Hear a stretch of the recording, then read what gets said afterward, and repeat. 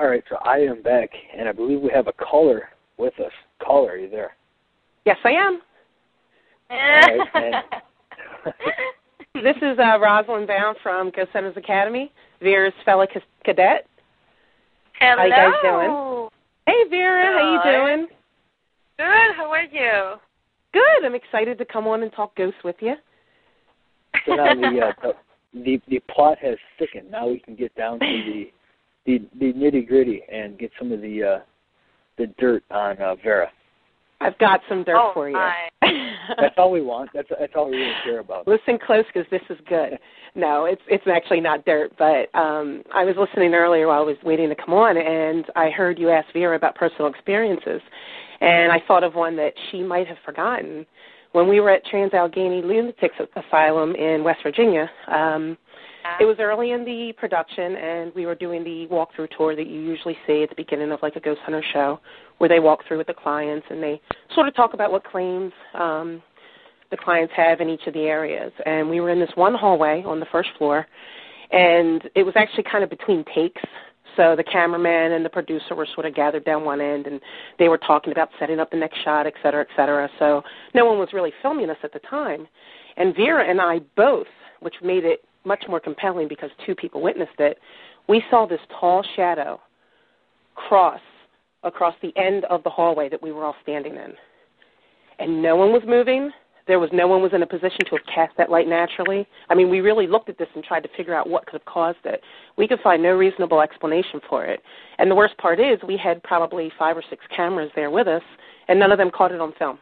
So they couldn't even use it. It basically was just a personal experience. But that was pretty impressive. That was one of my favorite moments of the filming of that location. Do you remember that, Vera?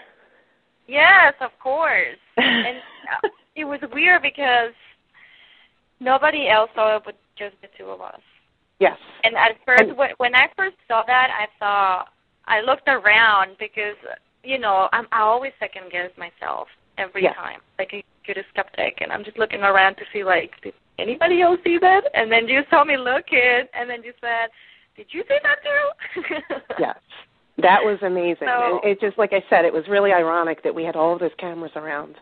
And this entire time they're filming, hoping to catch something happen, and when something really happened, they weren't even pointed at us. But that was definitely a fun moment for us, and I think it set that investigation off on a really good foot for us. Now, have you guys did you watch all the episodes that aired that you were on? And then I did not. I watched the first episode because I knew it ended wonderfully for me. And then I promptly stopped watching. But it's not even just Ghost Hunters Academy. It's funny because I've been in the paranormal field. I did my first ghost investigation back in 1999. So I've been doing this a long time.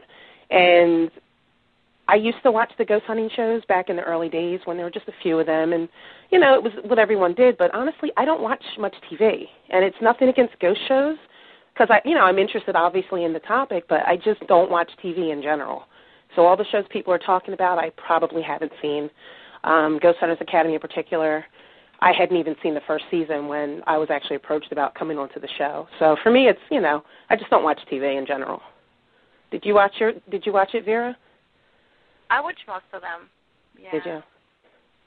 But it was kind of sad because, again, I don't know anybody who's into the paranormal like me. I mean close friends and family members. Like, my sister is terrified of the paranormal. I couldn't even start talking about it. She hates it. She's just like, no way. So most of the times I just watched it by myself. Yeah. At night with the lights off? I didn't get to do a party or nothing. Just kind of and then looking at myself, looking like 10 pounds bigger. That was fun. Yeah, the camera does add pounds, I swear. Honest, it's not me, it's the camera. Makes you short and fat. Absolutely. But, no, other than that, it was fun. I mean, it was kind of, the best part for me is just the memories. The memories and the people. Meeting the people and connecting with other people who have, are passionate about this field made it really exciting. And for me, I got to tell you, like I said, I've been doing this a long time. I live here in New Jersey. I have a ghost hunting team of my own called Perceptive Paranormal Research. And, I've been doing this a long time. I've done hundreds of investigations. But to get on the road with professionals that, you respect, that you've seen on television, and, you sort of respect what they do and how they do it, and to be able to go to these fantastic locations that I would never have otherwise had access to. I mean, for me, that was the most amazing thing. Personally, in my opinion, like the holy grail of locations to go to, at least in the continental U.S. for a ghost investigator would have been Waverly Hills.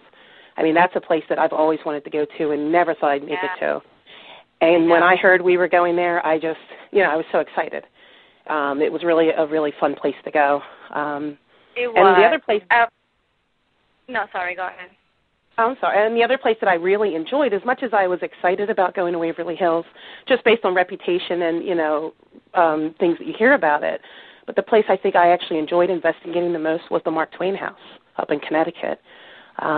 Just because, everyone, you've heard about Waverly Hills if you're in this field, but everybody knows about Mark Twain. Whether you're just a casual reader of his work or you're an avid fan, everybody knows of Mark Twain. And I actually get to investigate his actual home, where he raised his family and where he wrote some of his works. I mean, for me, that was absolutely a dream destination, and I'm really grateful I've had that opportunity. Yeah, and we were warm. Yes, and we were warm. It was climate controlled. We were get to be warm. We were freezing on the other ones. It was my goodness, cold. Waverly Hills, Kentucky in February. Wow, who knew? Especially a building that had, part of the building was being renovated beautifully, but part of it still had areas where there were no walls. It was just open balconies and things, and we were exposed to the elements for hours and hours. And it's funny, people watch these television shows and they might watch it for an hour or half an hour, and they really have no idea how long you spend on location. We were at each of these locations for almost 2 weeks, and you really don't get that when you're watching it on television. But yeah, we spent a lot of time with the boots on the ground, filming and spending time in these locations. And yeah, some locations really weren't that comfortable climate-wise, but, when you're cold, you're more alert. We definitely were paying attention. We weren't falling asleep behind the wheel in Waverly, I'll tell you that. Well, I don't know. The thing with me is that, English is my second language already, and my mouth was so frozen, I can't even pronounce half of the words I was trying to say. So it was really hard. It was very, very hard. I think that's why on the first episode I didn't come up on air that much. I couldn't even talk. But yeah, Waverly Hills rock. It was, if I have to admit something, that was probably the only location where I was actually a little scared. Oh, no kidding. A little, just a little. Yeah. And that's actually a question people ask me a lot, because I do ghost lectures and things like that. I do public appearances. And one of the questions people always ask is, are you ever afraid, or what scares you? And, I got to tell you, it's the rare person that goes into the unknown and is never afraid. And honestly, if you're never afraid, you don't have any common sense, or you have a lack of self-preservation. I mean, it's normal to be a little creeped out in places. Some places feel uncomfortable just because the energy is very strong, or it's very foreign to you and your body. Sometimes it's just going in with the story in your head of what you think happened there, and sometimes you sort of psych yourself out. But most often, honestly, when I'm afraid, it's usually a natural cause. Like an example we tend to give is, you're down in the dark basement and everything's dark and everything's quiet and you're being very observant, and boom, the furnace kicks on and you jump. Or, or once we investigated a cemetery at nighttime and there were skunks everywhere. The skunks were terrifying. Or your example about Dave Tango and the bats. Yeah. I mean, he shrieked and cursed and ran, and, it was so funny. So, yeah, those are usually the things that are scary. But, it's normal for an investigator to be a little scared sometimes, a little unnerved. But I think what separates real ghost investigators from, non-investigators is when something scary happens, that's when we push forward. We run towards the scary sound. We don't run away. And I think that's really what makes the difference.